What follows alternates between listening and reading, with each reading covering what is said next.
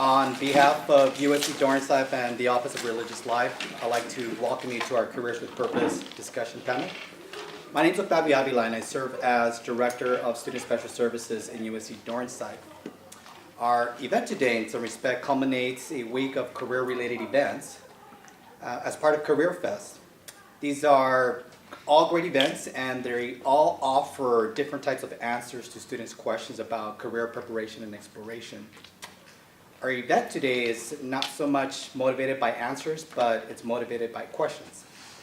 Questions like, what's my purpose? How do I make the right career decision? And what does it take to have a career and a meaningful life?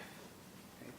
So these are questions that should be at the forefront of every student conversation, but I would bet or wager that it's probably not likely, or at least publicly. It's probably easier to talk about the upcoming Super Bowl party or the upcoming party as opposed to, hey, what's your purpose? I'm like, whoa, wait a minute. But I would also wager at the same time that there will come a time in which you will consider these questions. And you probably already do. And if not, keep it privately. Think about it for yourself, or leave it for those moments of a safe space or a safe conversation or individuals.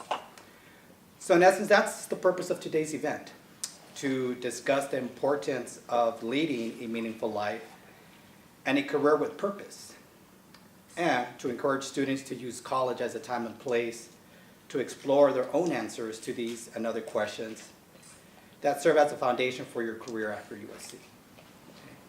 So we're joined today by three individuals who are giving of their time and experience, and they're lending their voice to our conversation. Gail Borden.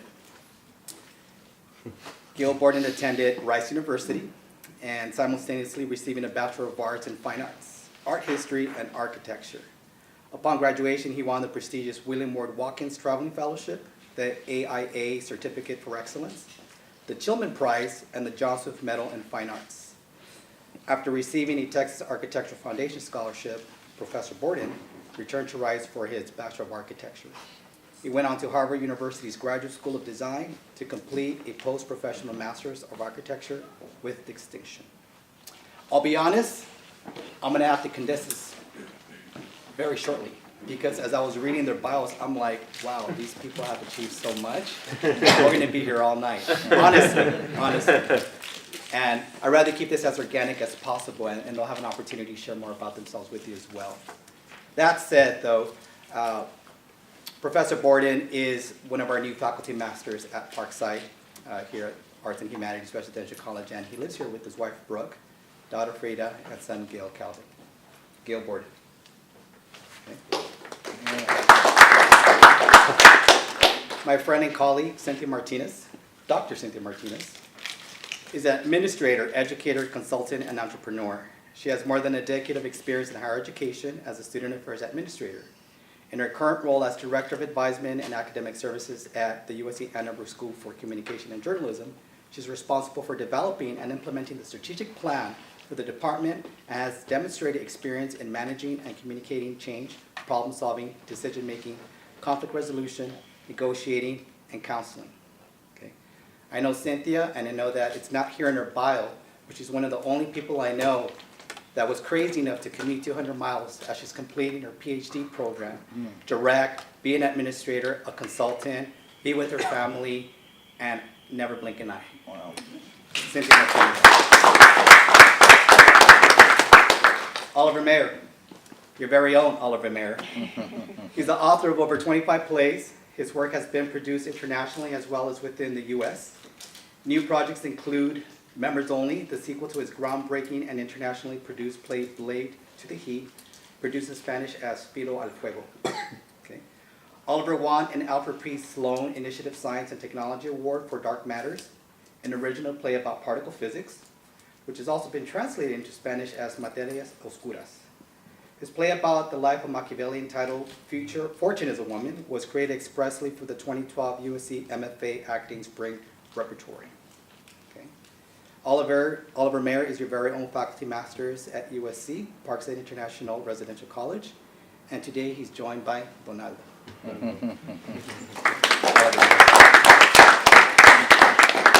To moderate our discussion tonight, it's my pleasure to introduce to you Varun Soni. Dr. Varun Soni is the Dean of Religious Life at the University of Southern California. He is a University Fellow at USC's Annenberg Center on Public Diplomacy, an adjunct professor at the USC School of Religion, and a member of the State Bar of California, the American Academy of Religion, and the Association of College and University Religious Affairs. He holds degrees in religion from Tufts University, Harvard Divinity School, UC Santa Barbara, and the University of Cape Town, as well as a law degree from UCLA School of Law. With that, Varun Soni. So thank you all for being here, and I really want to recognize the two people who made this possible, Octavio and Clarissa. It's their vision, their hard work. They're the ones who created this event for us. So let's give them a round of applause. Thank you so much for all your hard work. So I'm really excited to be able to have this conversation with you, with the panelists today. And just to go off of the introductory remarks, what I have found in my work with so many undergraduate students, both here and throughout my career, is that your generation, the so-called millennials, or as I call you, the post-Thriller generation, because you were born after the release of the Michael Jackson album Thriller, your generation is the first in American history to articulate the idea of wanting to find meaning and purpose not just in your life as an individual, but in your career as a professional. You want to connect the personal and the professional in your life. And your careers are going to look a lot different than your parents. Your parents were interested in security and status and stability. You're interested in meaning and purpose and identity and significance and authenticity. How do I live an authentic life? That's sort of one of the things that I keep hearing when I talk to our students.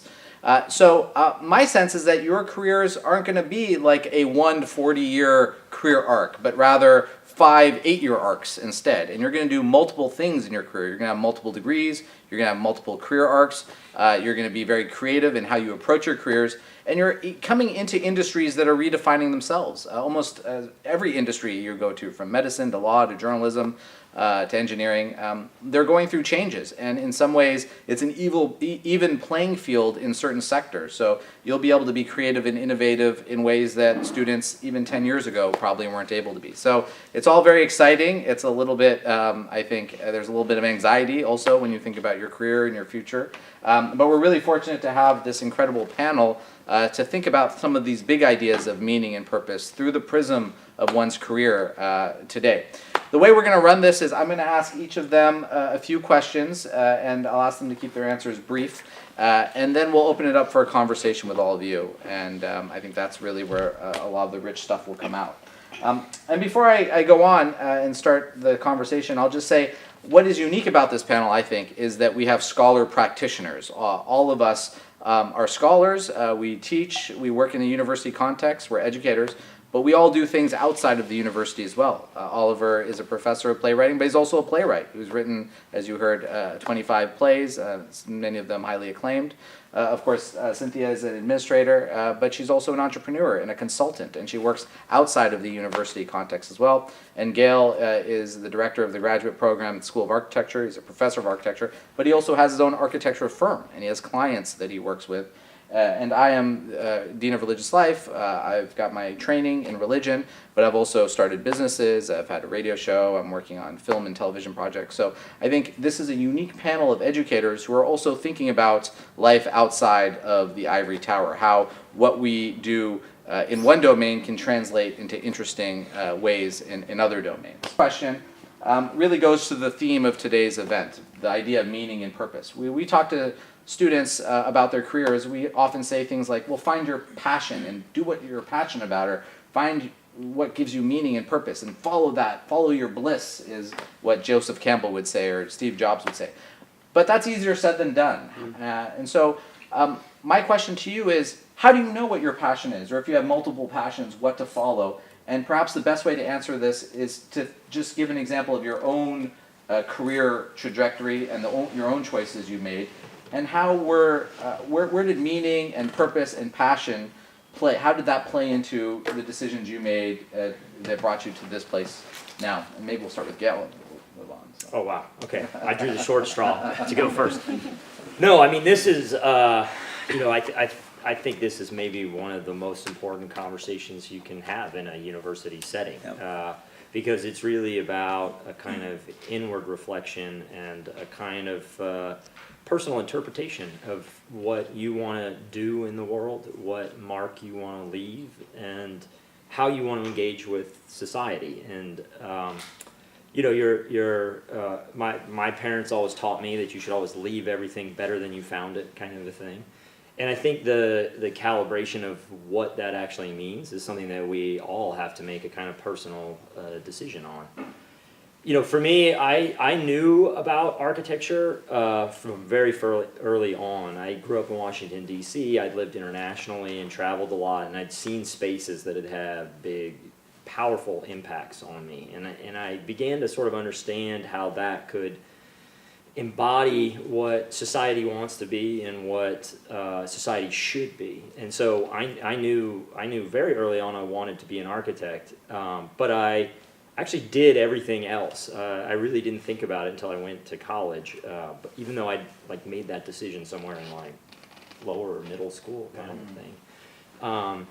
You know, the decision to become an academic and an architect at the same time was one of I think probably of a mentor, an important mentor in my life. Like right when I arrived at university, actually he was a resident faculty in my dormitory. He was a recently tenured architecture professor.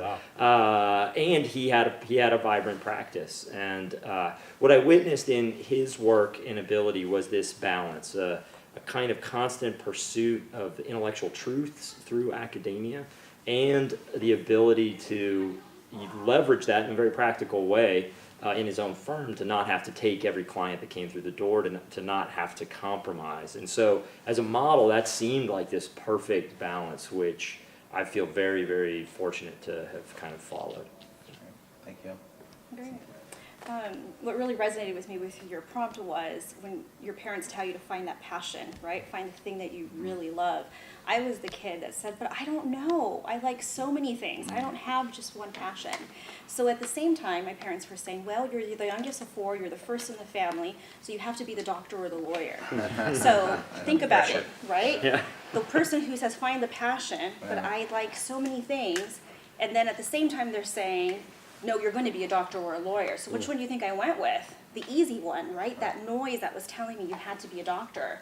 So I was a biology major, right? Finished it, completed all the way for this. Anyone that's in science, you know, it's OChem, biochem, and all the way up to PChem, working at a hospital.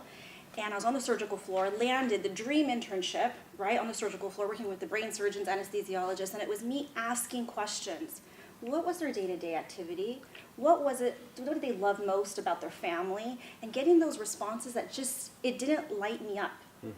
And for me, I said, there's something more that I need. So I picked up the phone. I was actually, back up, I was on the website looking at a department called Health Education. And I just called them up and said, can I meet with you and find out more what you do there at Health Education? And they're like, okay, come on in.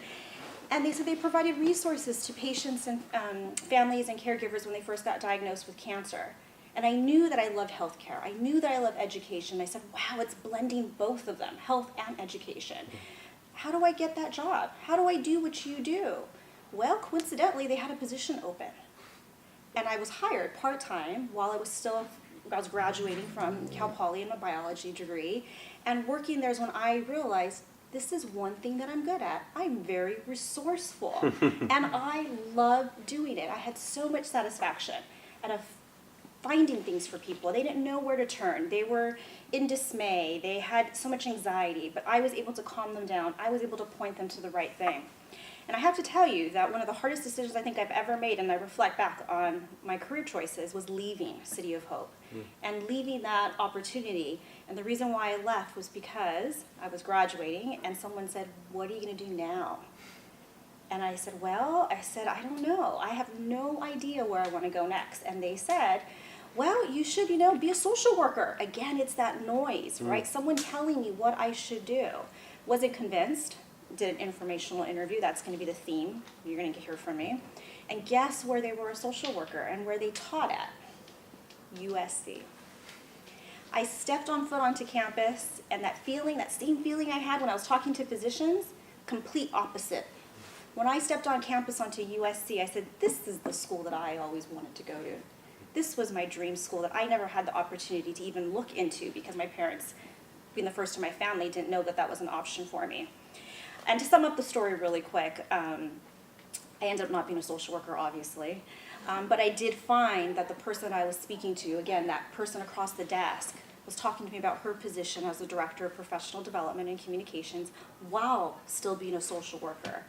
So she has it made. She can do 2 of her passions at the same time. And she's resourceful because she's able to look at all of those resources. And she said, we want you here. She offered me a job to work in the School of Social Work to provide resources to social workers who wanted to become licensed social workers. So I'd have to work with the Board of Behavioral Sciences. She liked that I had that bio degree. And that was it. And then that's when I think I did that reflection that you're talking about, where I said, look at these common themes to these career paths that I didn't know I was going to do. I'd be lying to you if I sat before you and said I knew exactly that I wanted to do 5 things at one time. I didn't. There's no way I could have predicted that. But now, as I reflect back on it, I realize the one thing I was true about was that I was very passionate about helping people and being resourceful to people to help them come to where they were at. Quick aside on what you were saying, so many of our undergraduates here at USC and here at Parkside, I think, Gail, you're going to find this out really soon, have very similar stories where they come because their parents said, you're going to be an engineer, you're going to be a doctor, you're going to be a lawyer. And usually, you know, the first year, the second year, the third year, Varun, you know this too, at some point the wheels come off. Now, they might still make it to that degree or even that career, but the wheels come off because their own heart is beginning to grow and their own desires, ambitions, appetites are beginning to grow and they're beginning to become themselves. We see it.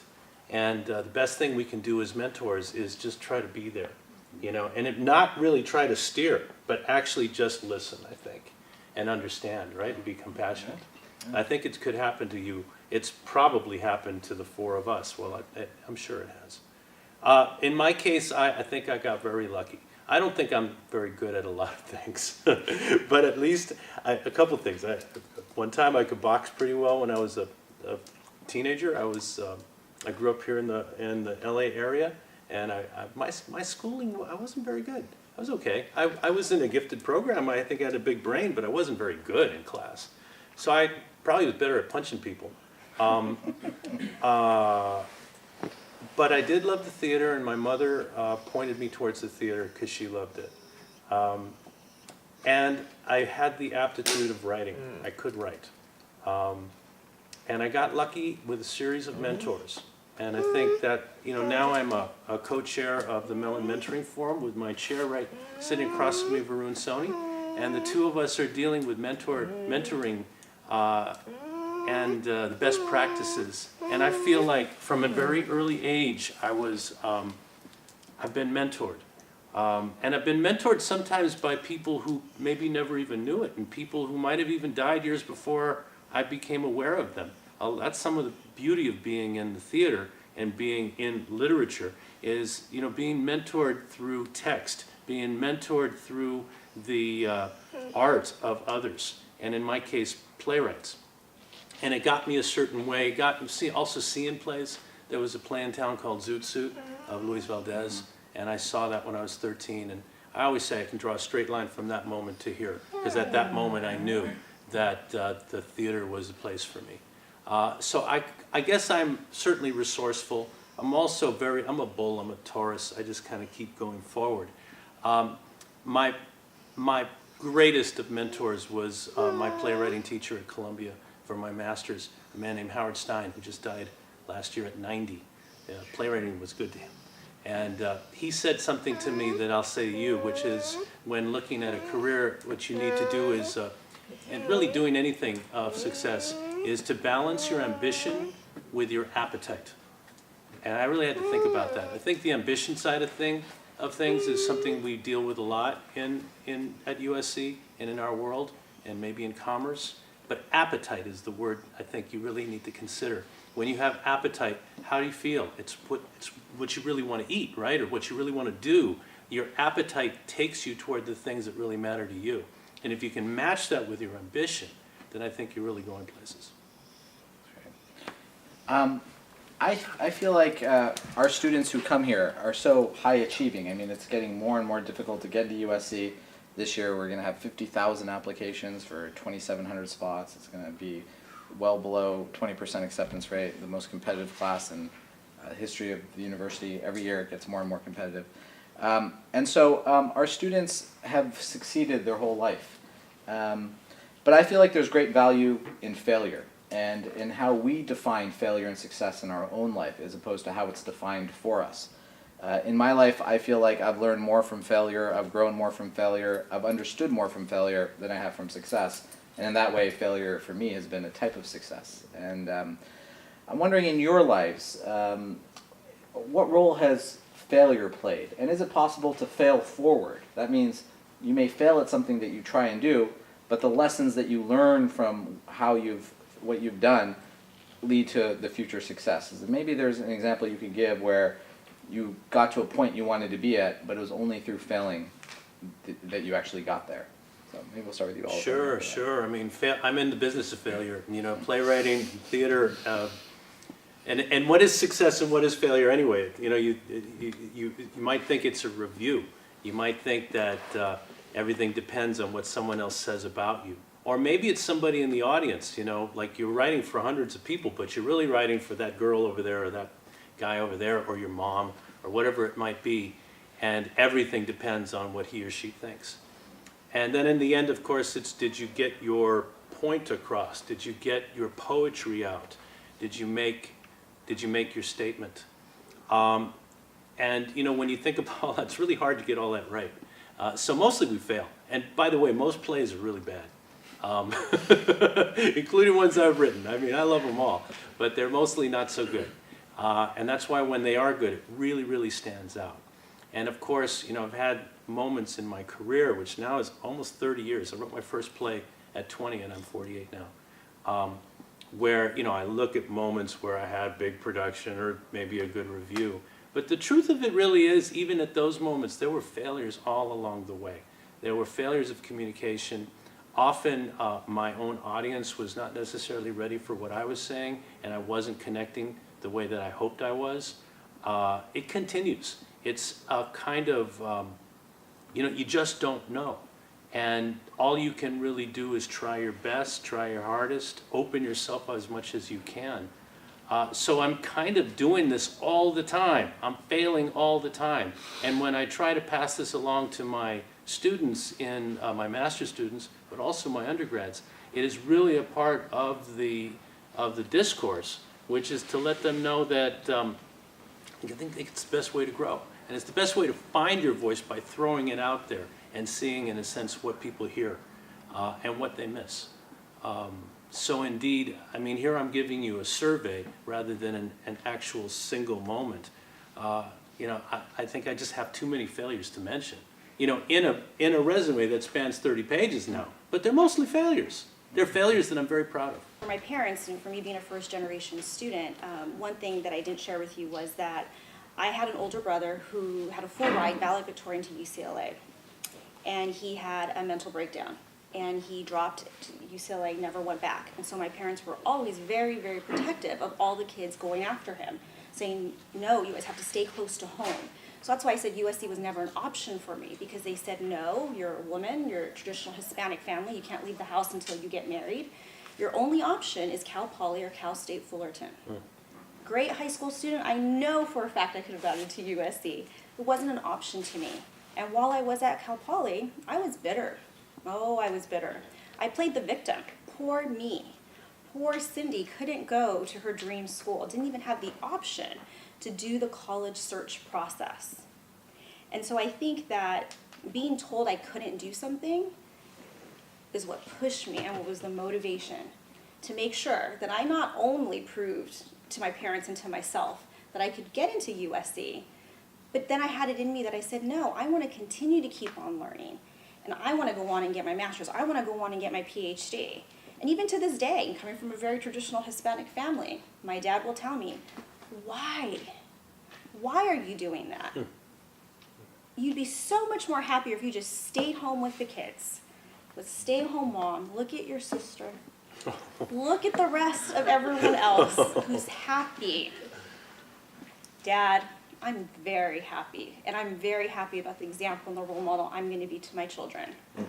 So again, it's sometimes being told no, that you can't do something that is just that fire, right, that lights you up to do what you really want to do.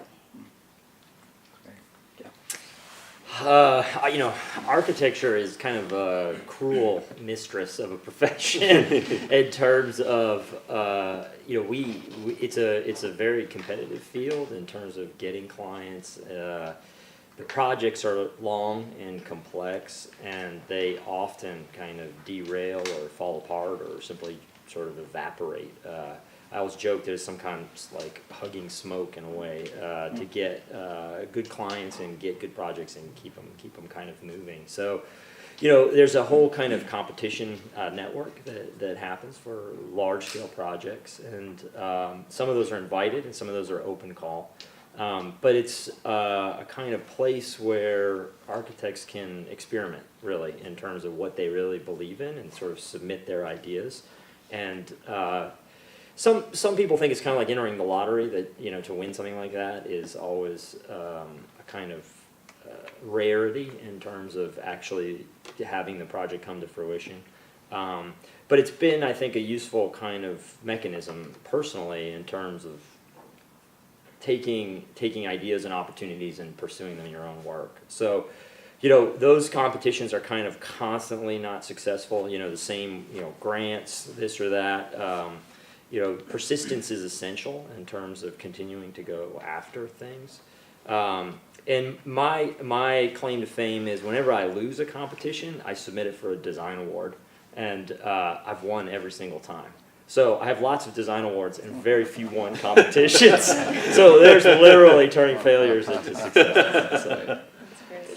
That's great. I think we tend to look at some people as more successful than others. But what sort of social scientists have figured out is that most people fail and succeed at the same rate. And the people who we think are more successful, well, they're more successful because they've also failed more. They've tried more. I may try, 10 times, succeed 5. Someone may try 100, succeed 50. They seem more successful from my point of view, but they've actually failed more. So the people who succeed spectacularly also fail spectacularly. And I think that is something that all of us have seen in our careers, that actually we can redefine failure as a type of success. You can take great pride in it if you're failing forward, if you're failing in a way that opens up your perspective or your opportunity, because it's as important to know, if you want to know what you should be doing, it's important to also know what you don't want to be doing. If you want to know what works, it's also important to know what doesn't work. So when you have those experiences, they can translate into sort of future successes, especially in terms of thinking about meaning and purpose in your career. I'll ask one more question to the panel, and then we'll open it up for a conversation. And that is, one of the sort of threads that runs through all of your responses is the importance of a mentor in your life. And here at USC, I feel like our students have great opportunities to be mentored. I used to teach at UCSB. I had classes with 300 students. I didn't really get an opportunity to meet my students the way I do at USC. I feel like as both a mentor and mentee, the university does an extraordinary job in creating an environment where that relationship can occur. So what advice do you have for our students who are seeking out mentorship on our campus? What has worked for you? What do you see in terms of your mentoring relationship with other students? And why don't we start with Gail? Yeah. I think the definition of a mentor can be very broad. Sometimes you're fortunate to have an individual who clicks personally at the right time in your life, who has similar interests, has a kind of personal network and vision, and has the ability to literally take you under their wing and help you through. I think at other times you have mentors who are people who maybe you've never even talked to, or maybe even be deceased. Oliver's comments made me think that in undergraduate, and I'll date myself, we still looked at books back then. But there was a half-price bookstore about 2 miles from campus, and like every Friday night I would like go there, and it was all the seconds and the stocks, and I would like buy as many of these books. They're like $50 books, but you get them for like 99 cents because they were basically like not selling or whatever. And haul them all back. And what I was always really interested in was the work that artists, architects, makers were all doing. But just as equally important was their kind of biography, their kind of life story, and what challenges they faced, what interests they sort of responded to, and how they internalized those things. And for me, I'm always interested in that idea of a kind of personal process, like what somebody does in their interest. I'm sort of less engaged with the kind of final form. Some things are pretty, some things aren't. But knowing what a person does, how they create, how they think, how they find inspiration is incredibly sort of invigorating. And I'm chair of our lecture series, and whenever we have one of these Wednesday night lectures, I always know when there's a really good lecture, because at the end I'm like, I got to get back to my office. I got to go draw something. I got to go make something. I got to catch up. This person is doing amazing stuff. And it's not that I want to be doing what they're doing, but it's just such a passion and kind of an invigorating kind of quality.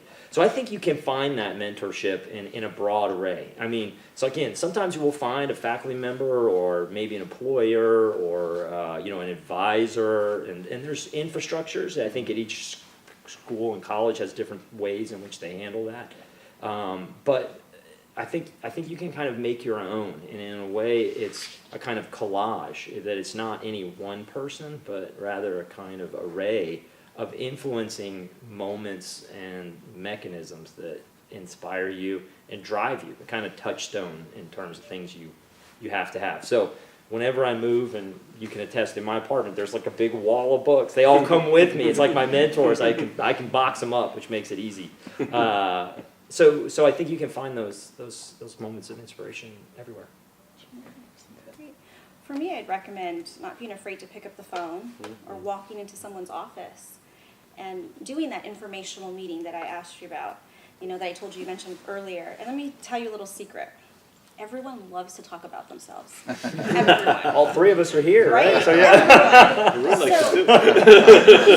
As an undergrad myself, and as working in advising, what I hear all the time from students is that, but what do you say? I have nothing to really say, to a professor about the class, because I understand it, I get it. And it doesn't have to be that you have a question about the class. Like he just said, everyone has a story. Everyone has a reason for how they got to where they're at. So if it's in a bio class, asking, so how did you become a bio teacher? What made you want to be a bio teacher? Why here at USC? And that's going to break the ice. And for me, finding the mentor was through those informational meetings. For me, when I started teaching here at USC at the Annenberg School, I picked up the phone, looked up the director of the comm management program, asked her if I could take her out to coffee, because I wanted to learn more about how she was teaching and being an administrator. And guess what? She loved talking about herself, but she wanted to learn more about me. And when she learned more about me, she said, why aren't you teaching in our program? And that's what opened the door for me to teach. That wasn't even my intention, wasn't to start teaching. I truly had this interest in her and the work that she did, and she chose to mentor me. And she's been every single semester just picking up the phone, calling me. I just want to make sure you're happy. I just want to make sure that you're going to continue teaching in the program. I want to see what ideas you have that we should be doing. And so she's been an amazing mentor to me. So that's what my message to you is: don't be afraid to talk to even the people next to you, right? I mentioned entrepreneur. I mean, classmates of mine, we've gone into business together. Even the people next to you, you have something to gain from them. And you guys can mentor each other along the way and motivate you. So just don't be afraid to learn people's stories. Boy, I love these two comments. I'll say this, and again, another quote from my mentor, Howard Stein. He used to always look at us really hard, and he'd say, it's hard to live a human life. And it's hard to live a human life. If you ask me, probably the only way to figure that phrase out and do it right is to be very aware of others. Of course, aware of oneself and, your relation to the world, but definitely through the lives of others. If I'm correct, how did it go? I'm trying to remember a quote of Desmond Tutu, which had basically, a person is a person through other persons, which I think is very beautiful. Ubuntu. I am because we are. There it is. Yeah. So it's, that always stuck with me. And maybe that's why I'm in the theater, because you can't do theater without a lot of people. And that's not just an audience, and not just actors or designers. In a sense, it's all the voices in your own head and all your memories and your lineage and your DNA. It's all part of it. And I think you're always maybe judging yourself and your trajectory in relation to others, and I think sometimes you can go crazy doing that. That's why what Gail's saying is so powerful, that it's not always within your field or within your specialty that you can find direction and help. It is through other human beings who are striving each in their own way for something real and something worth getting at. And if you do put that all together, I think you're going places. One thing I would definitely say to you, though, is your youth is in your favor. Your energy, your curiosity is something that I think you should use while you have it. Maybe I'm saying it as I'm feeling older suddenly. But, this is the time. And it's the time to actively go, as Cindy was saying, phone or otherwise, simply come to our office hours. You'd be surprised how lonely we are during our office hours. No one comes visit. It's not fair. And you don't even have to talk about us, like Cindy's saying. You just talk about anything. Talk about the Dodgers. It's okay. I'll tell you this about mentoring. I've been assigned mentors over the years, and mostly they weren't mentors. They're good people, and they advised me along the way. The mentors I've had, I've sought after, or sometimes we've been thrown together. And I wasn't even aware they were mentoring me until years later. Until years later, I was in trouble. Years later, I didn't know what to do. I didn't know how to live a human life, and I thought about that person in that moment. That's one thing that's beautiful about being a faculty master, is I know that, I might be quibbling with my wife or throwing the trash out or walking the dog, and kids around me, I have no idea what they're going through over the course of the day, but I'm hoping that just our interrelation might be affecting them in some good way. And I don't even know how. So I can sit here and talk and declaim, or we can have beautiful master's dinners, or I could simply live an invested life, and hopefully that might make a difference for somebody who's wondering if that's even possible. And it is possible. Let's open it up for a larger conversation, for questions, comments, observations. Yes. One thing I notice you all have in common is that you're doing several things simultaneously. How do you choose what to say no to so that you can continue to say yes to doing things well? Good question. Good question. That's a tough one. Yeah. It's important. It is important. Yeah, I mean, at where you're at, say yes. Yeah. I say yes. I wouldn't worry too much. And the way we talk about failure, this is a moment where the failures are really important for you. Because at the moment, you're probably good at a lot of stuff. You can do a lot of stuff. So you need to fail a bunch to knock some of that stuff out of the way, so that the stuff that's remaining is probably, where you're going to put your energies. So you got to make yourself available to opportunities and other people. And you need not to worry too much.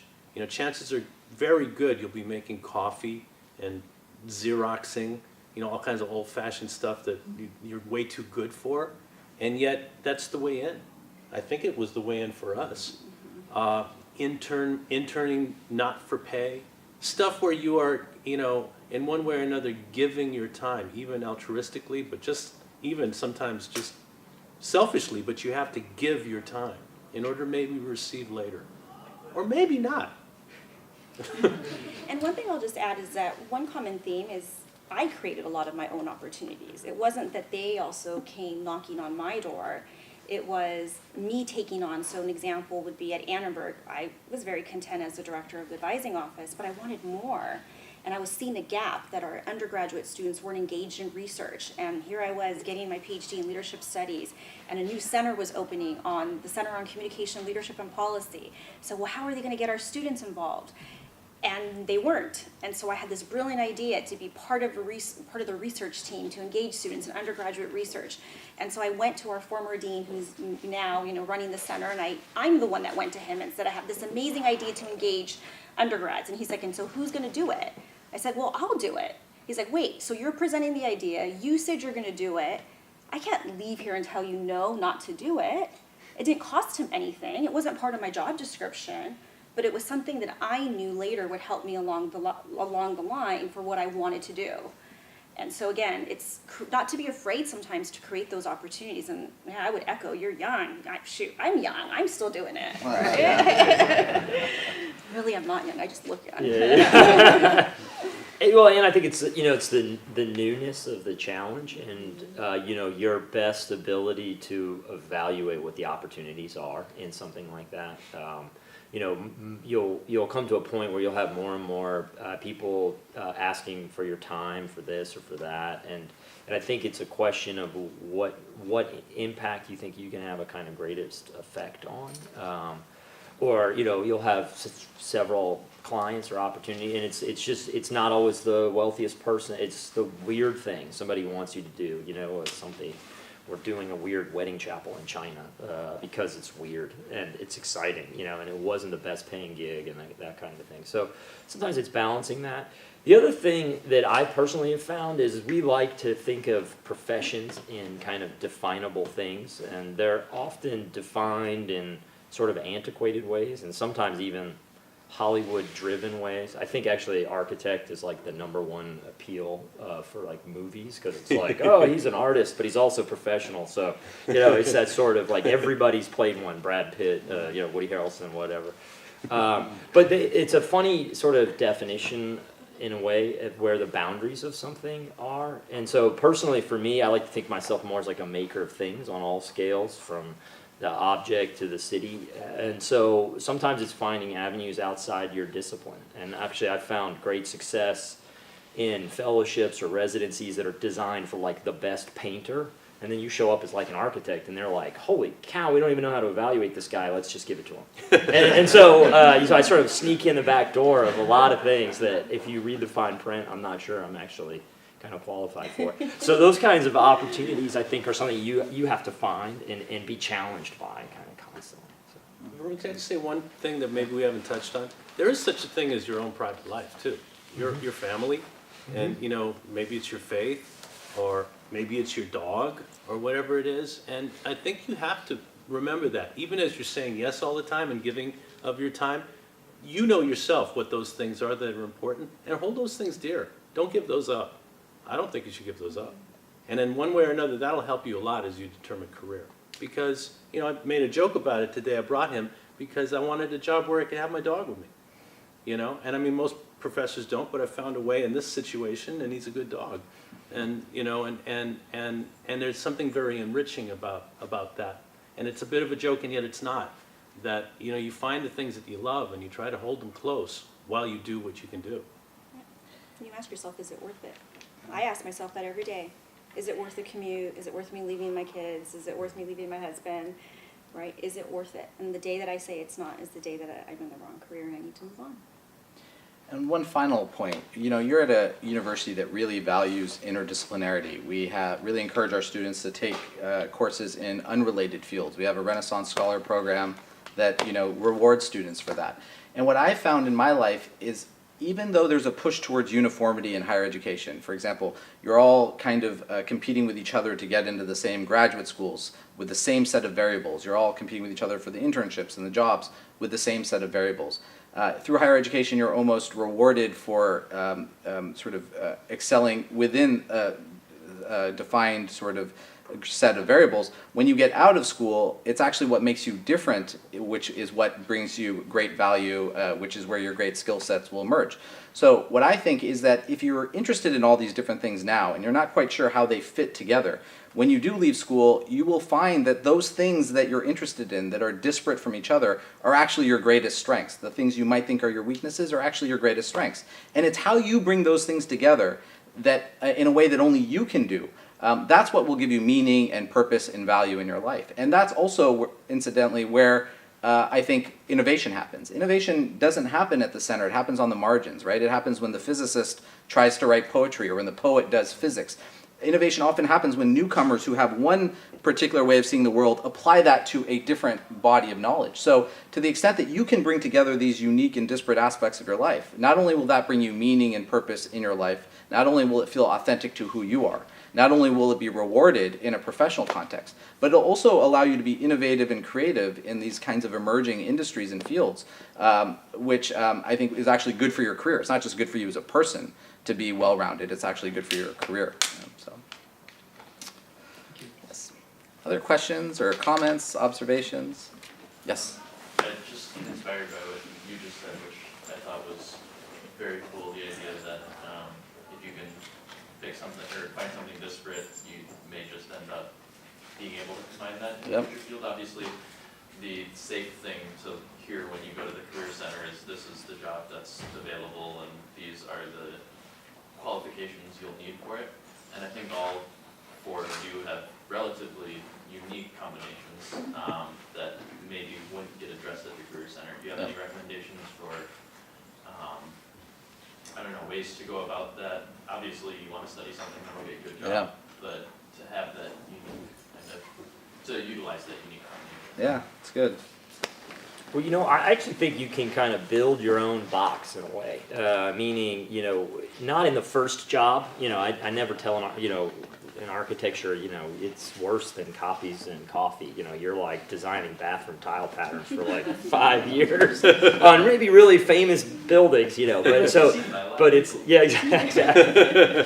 But it's you know, it's using those things as a kind of down payment or a means to an end or a kind of building block to a kind of larger element. You know, I mean, I think there's infamous stories from, you know, Albert Einstein working, you know, everybody has a background where they worked in some very disparate job and were pursuing things on their own. And I think your passions, you know, I think it's overly optimistic to think that those things are always going to line up from the get-go. You know, I was right out of school. I was hired by Renzo Piano, kind of world famous architect, and asked me if you know I'd move to Paris and work in his office, and I was like, okay, great. And he was building buildings, museums, skyscrapers all over the place, and it's a tiny firm. Everybody had huge responsibility. But at the end of the day, I would go home and I would like draw vigorously in my sketchbooks because I didn't really believe in what he was doing. I mean, he was doing great work, but it wasn't my work. And so there was a desire to always kind of balance that. And because of that, I knew there was like a expiration date on that. Like I wasn't going to be there. And there's people there. I go back and take students to the office, and some of the folks I worked with 20 years ago are still there. But it was learning how he dealt with clients, learning how he organized an office, how he just did things that were the most impactful in a way. And so I think it's the ability to kind of think of charting a path from which you glean multiple things. And that's not necessarily on day one, like there's examples of it, like whatever, Facebook or whatever, where you're going to figure that out right now and be a billionaire. But you know, I think it's more likely that careers are aggregations of time, and you know, I'd like to think that I'm still very juvenile in that, in terms of where the profession will take me and where my kind of life path will end up. So. I'll just share one exercise that I do sometimes with my students. It's called the Values Explorer. I don't know if you've ever heard of it before. They're actual cards, but you don't even need these cards. They're values. Think of anything from prestige, right? Financial stability, harmony. You think of any value that you can come up with, right? Write them all down, piece of paper. Organize them into a way of what's highly important, somewhat important, not so important, right? You put them down, you write them, and you put them in your categories, and you see what's important to you. You have a new student organization, you have a new job or an internship. What do you think they value? What do you think the values are for that specific organization or group? You put them there. Is there alignment? I think sometimes people forget that, right? There's no congruency there. And so I think that's an exercise that I've seen students, I work with different student groups, and seeing them do that and hearing them reflect on that, on like, wow, here I thought that I was in a profession or in a group that was all that I was passionate about, and perhaps it was, but there's no alignment with what's important to me. So I think it's a good reflection exercise to do. I challenge you to do that. Sounds good. I would just add also, in my life, what I found helpful is focusing on the work as opposed to the title. We're left with the work at the end of the day. We work really hard in this country, and if you don't love your work, you won't love your life. And I think we all want to get to the place which Confucius said was, if you love your work, then you'll never work a day in your life, right? It doesn't feel like work, and that's where we all want to be. So we sometimes get caught up with titles, but what I found is that there are a lot of ways to do something that you want to do. You can say, I want to be a professor. Well, there's one way to become a professor. But you can, if what's interesting to you about being a professor is working with young people, being an educator, writing, traveling the world, there are a lot of ways for you to do that. It doesn't just have to be through a tenure-track professor position. So by focusing on the action, on what you really want to do on the work, you'll find a lot of opportunities for you to do that work, as opposed to just focusing on the title. And the title is only going to get you so far if you don't love the work. But if you love the work, you'll find a lot of ways to do the work. So I think a lot of people grow up saying, I want to be a doctor, I want to be a lawyer, I want to be an engineer, without knowing exactly what that work means. I went to law school with a lot of people who always wanted to be a lawyer, but when they got out and they did the work, they realized they didn't like the work. They loved the title, they loved the idea, but they didn't like the day-to-day. So you should familiarize yourself with the work, with the process, with the day-to-day stuff, because that is really what you're left with at the end of the day. And if you love what you do, it sounds cliche, if you love what you do, you'll be good at it. And if you're good at it, you'll figure out a way to make a living. So it's the love that should be driving it, I think, more than perhaps the title.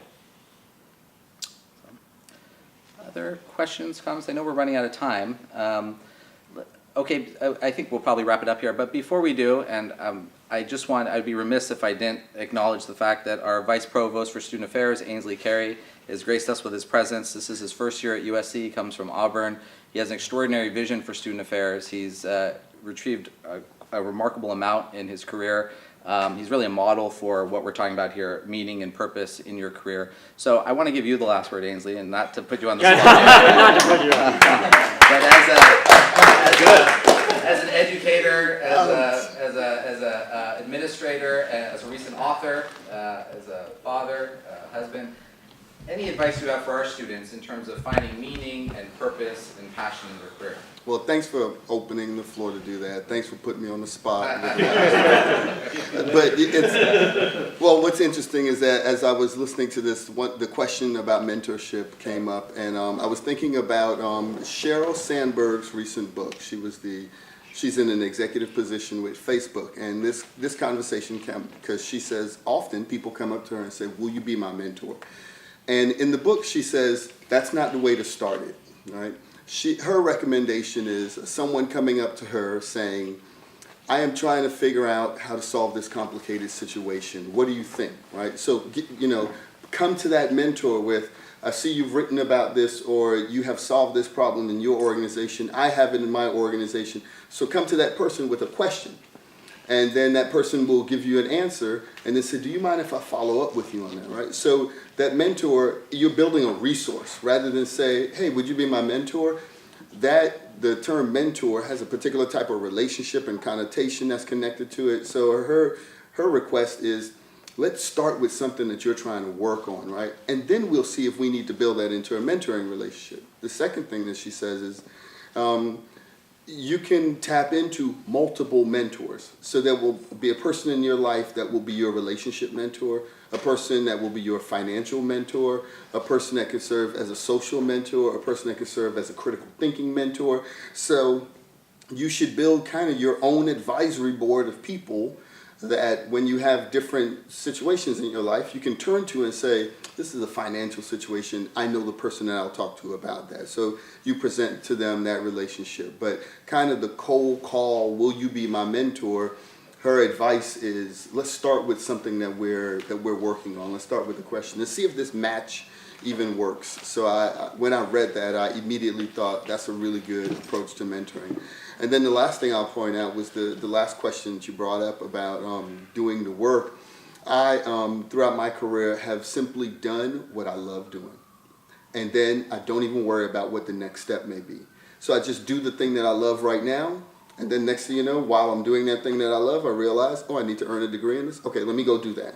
Okay, I need to write a book on this. Okay, let me do. So I'm constantly doing the thing that's driving me. So I'm being drugged through my career by my heart. I'm going, and as Varun says, if you love what you're doing, it never feels like work. Like I like to sit down late at night with students, because I'm here 8, 9 o'clock at night meeting with students, and it will always dawn on me that this never feels like work.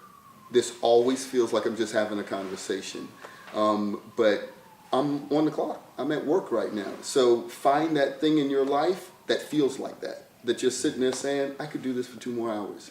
And it never feels like work. And then the last piece of advice, someone once told me, when you walk into a Barnes & Noble bookstore, where do you gravitate to? That section of the bookstore you gravitate to, that's where your heart is, right? So it might be sports magazines, it might be graphic design magazines, but you can picture yourself walking into a bookstore and you always kind of go to this place and just shop around, and then you go do the thing that you have to go do in there. But there's something in there that you naturally gravitate to. And in that search, some passion. Your passion is sitting there. Those magazines that you'll pick up a stack of, or that book that you'll always pick up and read. And I found myself gravitating to the leadership and management textbooks all the time. Even though I was in there for something else, I would always gravitate there. And there's some meaning and purpose in that part of your life. So thank you all for doing this, and thanks for inviting me. Thank you so much. Thank you, Barum, and thank you to our panelists. Another round of applause for the panelists. And I want to thank you. I sincerely want to thank you for making the time to attend this event. And this is something that matters and has meaning and purpose for yourself. And to take the time to really open yourselves to these fundamental questions that drive us, that motivate us, that inspire us to do the things that we do. If I could put my 1 cent in, not my 2 cents, a career, after all, it's simply a path. It's a path, it's a road of life.